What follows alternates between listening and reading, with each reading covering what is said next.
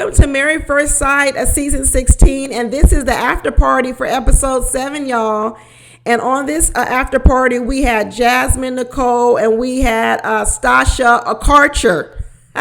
Let it be known, she kept her last name of Karcher, her maiden name. Y'all remember on this show, Stasha was talking about she didn't care if she got married, if she did get divorced, she was going to keep Barnes because she has no connection to Starcher, or what, she lied. She went back to Karcher. She sure did keep that Karcher last name. So all that was a lie too. And then we find out that Stasha says she's looking for her daddy. I guess she wants to go deep and find where he is. Good for you, Stasha. She says she's thinking about writing a book and open up a sex toy line. Girl. Okay, Stasha, Miss Entrepreneur. But you know, Keisha went right in and said, oh, I heard y'all got a divorce. You and Nate got a divorce. What you get a divorce over? And she said right away, because of lack of maturity. I'm going to tell you right now, you ever sit across from a person who's divorced and you're dating them and you ask them why you get a divorce, and all they have to do is say what the other person was or wasn't, or run the other way. Run the other way, because that means that they've done a no self-reflection. And here you have a Stasha who's done no self-reflection. She comes on the show and she says because of lack of maturity, and it wasn't on her part, it was on his part, because he couldn't commit to having kids in 2 years. That's not lack of maturity because you haven't decided if you want to have kids in 2 years. That's not lack of maturity. That just means I don't want to do what you want to do. Stasha's done no growth. None whatsoever. None whatsoever. Like I said, if you're ever sitting across a person on a date and you ask, hey, why did you guys get a divorce? And all they do is say what was wrong or what the other person does, or if that's the first thing out their mouth, get up, pay the tab, walk the other way, go the other way.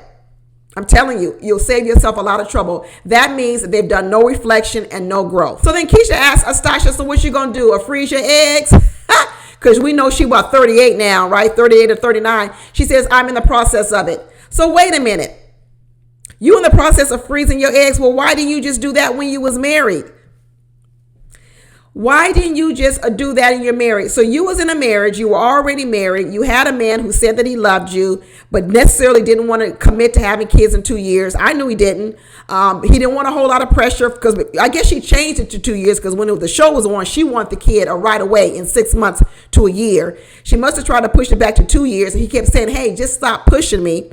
And so she said, I don't want to wait on you. I don't want to wait on you because I don't want to be in no marriage in which I don't know if you're going to want to have kids. Well, that's not what he ever said, because he definitely wants to have kids, but he wasn't going to commit to 2 years, and she didn't like it, which means she wasn't in control of the relationship and she didn't like it, so she bounced. That's what she's saying. She's saying, I want to be in control of the timeline to have the babies, and because I wasn't in control of the timeline, I bounced, and therefore you're immature because you couldn't commit. That's not immaturity, because I don't want to do what you want to do. Stasha is that type of person. You ever going down the road driving your car, and there's a car behind you and they are tailgating you and on your tail because they feel like you're not going fast enough. Okay. And you look ahead and say, well, why do I need to go faster when there's a red light right above up ahead? But this car is on your tailgating you like they're going to run into the back of you. And then they get all mad at you and they speed around you and they get in front of you only to stop at the red light. That happens all the time in LA because there's a red light every 2 blocks. And that is Stasha. Nate was moving too slow in the car. She was tailgating him. He wouldn't go faster. She's honking. She's flipping him off. She's doing all these things. She speeds around him, gets in front, only to speed around and stop at the red light, freezing her eggs with no husband. So you left a whole marriage to be freezing your eggs and now looking for a whole new man. Girl, you could have just stayed in the marriage and worked through your issues. You ain't in no better position. Anyway, y'all, this after party is not supposed to be about her. So let me get on to it. The real juicy part of this after party was the fact that this is where we learned that Jasmine knows the woman that Aerys slept with or was sleeping with 2 weeks before the marriage. And we find out it wasn't a one-night stand. He was actually dating this woman because Jasmine tells us the story that they were exchanging IGs and everything and looking at each other's IGs and realizing friends they had in common, and they had a couple of people in common, and Jasmine runs across this woman and says, oh, I know her. How do you know her? And Aerys says, oh my goodness, I slept with her a couple of weeks before we got married. So he was honest about his emotionless sex. Y'all gotta watch my video on Aerys and Jasmine. I dig into him deeply on this. So he admits, he's not lying to her. He says, she was the girl I was dating when I found out I was going to be on this show, because you know what? I'm addicted to emotionless sex. I'm addicted to emotionless relationships, and I was having an emotionless relationship with her. And the reason why it was emotionless, because as soon as he got called for Married at First Sight, he dropped her. That's why it was emotionless, and it was just sex. It's what he does. It's what he does well. So Jasmine, of course, was upset about it. She said she stormed out the room. She didn't talk to him for a couple of hours. And now we know when Aerys went sour. All of this happened before he was giving Aerys all of this happened before he was giving Jasmine a 4s and 4.5s. I told y'all that his problem with Jasmine had nothing to do with the size of her booty. I told you that. I told you that he was attracted to her, but something happened. And I'm telling you, what happened was more things started getting revealed about Aerys that Jasmine didn't like. And Aerys started to feel self-conscious about it. The fact that he was 39 and never been in love. Now the fact that he was sleeping with a woman 2 weeks before she got married to him, and she knows the girl. He is not looking good in Jasmine's eyes, and he was feeling it, and he felt insecure about it. Watch my video. I'm telling you, he is stuck at 4 years old, 11-year-old boy. He's emotionally inept. And then you got Stasha over here chiming in to me, ooh, this sounds like me and Nate, a 39-year-old never been in love. Girl, it's not the same. It is not the same. She said, well, I wish I would have been like Jasmine and felt like, he could fall in love with me. I know, because you don't have the patience of Jasmine.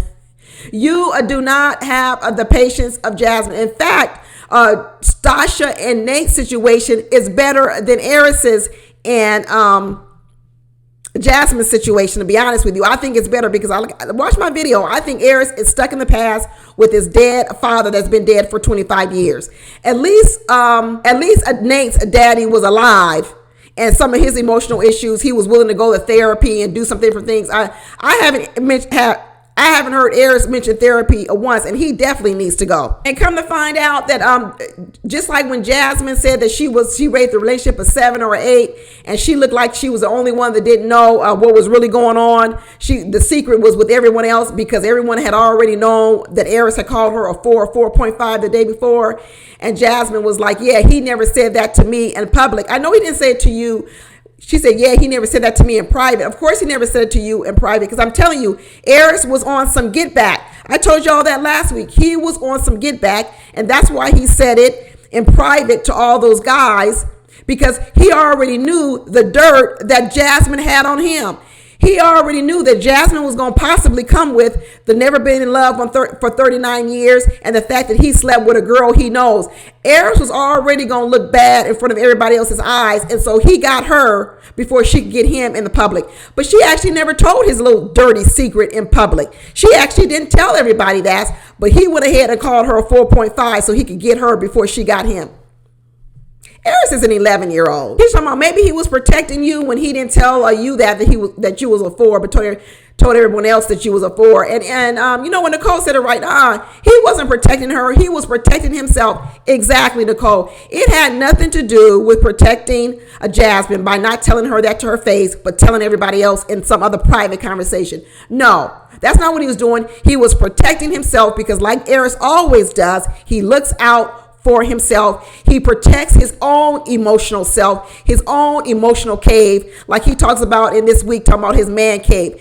His whole life is a man cave. He lives his whole life in a protective cave. Nicole said she was glad her husband called him out on talking about, can you fall in love with Jasmine? Because she said, normally I'm the one that says stuff like that, but I was happy he was able to call Aerys out on that and bring it to the forefront. I think that made Nicole a little happy to see her man stand up like that. They told a little story that at the end of dinner, you know, Dom and Mac were all cozied up and laughing and kikiing with each other. Then they frolicked on off and went back to the room or somewhere off. And they was wondering why they left because the dancing was so good. We don't know the whole story, but they're trying to speculate that maybe the two of them already consummated their marriage. There's no validation of that. We don't know if it's happened.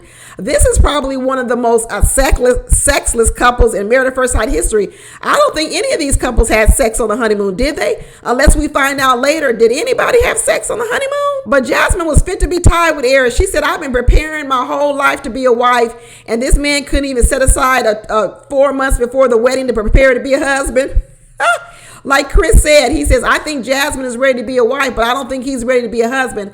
Let me tell you, Aerys is in the man cave. I don't think Aerys is a playboy. I told you guys that from the beginning. I don't think playboy is his thing. I'm telling you, I think he's just emotionally unavailable. He uses sex with women to not have to get emotionally attached. And just like that woman he was sleeping with before the wedding, it was all emotionless. And the minute the wedding came up and something he wanted, he dropped her and went over there.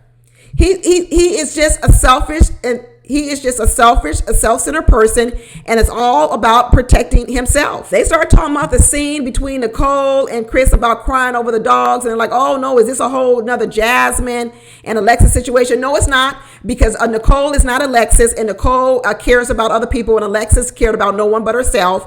And so this is what happens when you bring two people together who are givers, and people know how to make equal sacrifice so that one person doesn't have to shoulder the entire burden. And that's what showed up between Chris and Nicole. Watch my video on them. I go into it much more in depth, but I thought it was a wonderful compromising solution. Sure, some people may say that Nicole maybe got the shorter end of the stick on this particular compromise, but it's okay because Chris is a giver and he gives to her in other ways and will make up for it. And in the end, she might have had to give up her dog for a few weeks, but she's going to get a long-lasting marriage if they play their cards right. If they play their cards right, she might have had to make a small sacrifice for a lifetime of a happy marriage. And people need to start making those decisions and not about the immediate, the right now, and all about me. And then maybe they can also go on to have long, happy marriages. I'm hopeful for these two. I'm really hopeful because I see them both sacrificing for this marriage, and that's a good sign. And then they showed Dom and Mac with the scenes when he was going to the apartment and she was talking about his small place and how she's uncomfortable with him and everything, blah, blah, blah, blah, blah. It's all about Dom. Like I said, watch my video on them too. But they said that she seemed a little bit judgmental. She did. She was judgmental, and that's what she does. I told people in my video, now I know what the old soul is with Dom now I know they were calling her old soul. Old soul is equal to an old nagging wife because that's who Dom is. It doesn't matter if some of the things she was saying was true about Mac. It doesn't matter that she was making good points. The problem is you're a nag about it because all you do is point out the negative, the negative, the negative, the negative, and that's nagging. It doesn't matter if some of it's the truth. People don't want to hear that from you all the time about everything or what's wrong with me and what I need to fix and what I need to do. And we haven't heard a one thing from Dom about what she needs to fix. Not one thing. What does she need to fix? Jasmine said that, her apartment with Aerys is off to the side and everybody else's apartments are closer together. So I guess Nicole and Kirsten, they talk more often. And Jasmine said their apartment is off to the side, like they're in no man's land. But you know what? Jasmine works at night. He works during the day. So there were probably going to be two ships passing in the night anyway. That actually ought to work out well for Aerys because then he gets his alone time. It probably would have worked out. It probably could work out well for them. Their schedules are on opposite ends because he don't want to spend that much time with nobody except himself anyway. And it has nothing to do with her booty being small. It has nothing to do with a big booty. It's just who he is, period. Because he's been with plenty of big booty women and he ain't stuck with none of them either. So this don't have nothing to do with no big booty. Stasha gave them some parting advice as a divorced woman to compromise, stay committed. What did she say? Communication and compromise. Girl, I'm not gonna get on Stasha. Like I told you, Stasha likes control. She is not willing to give up the control at all. And when I say control, the time, schedule, and everything. Okay, Stasha, thank you for the advice. We appreciate that. But that's it, y'all. Please be sure to watch my other videos. I'll leave the links here, and I'll talk to you later. Bye.